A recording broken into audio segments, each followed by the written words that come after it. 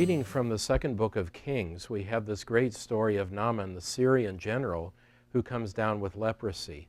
There's so much about boundaries in that story. This is a man who doesn't belong in the land of Israel. He's a Syrian and he's a pagan. And yet, by his servant, who's actually a slave, he learns about the power of the God of Israel. Really, she shouldn't be talking to him at all because she's a slave. There's yet another boundary that's crossed.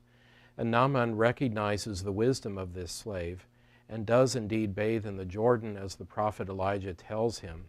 And then after he's cured, he wishes to bring home baskets of earth from Israel to Syria so that he can worship the God of Israel on the God of Israel's own ground. He doesn't want to cross that boundary. He wants that boundary to be dissolved, if you will, between him and the God of Israel. And in Luke 17, we have the story of Jesus going to Jerusalem and meeting the lepers on the road. And he's moved with pity for them. Now, on the way to Jerusalem, Jesus knows what's going to happen to him. And he's crossing the boundaries of his home turf, Galilee, and he's going down to Jerusalem, which he knows is dangerous territory. He's in the midst of crossing this boundary when he allows lepers to come up and talk to him, which again is another taboo. He should not have allowed that, and yet he does anyway. He sends the lepers to the priest to prove that they're cured, and on the way, on the journey, the lepers realize they're cured.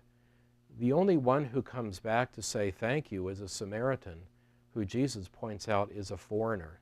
He doesn't belong there. But he's the one who crosses the boundary and comes back to the Lord and gives him thanks. Jesus notes he's the only one who did.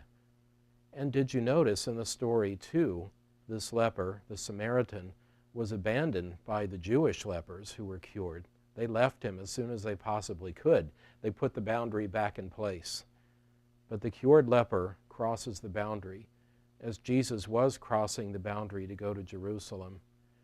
What about the boundaries in your life today? Which ones do you have to cross?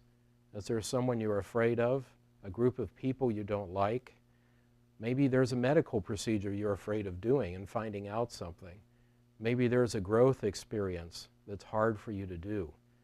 We have to take courage in the example of the Lord who crosses the boundaries.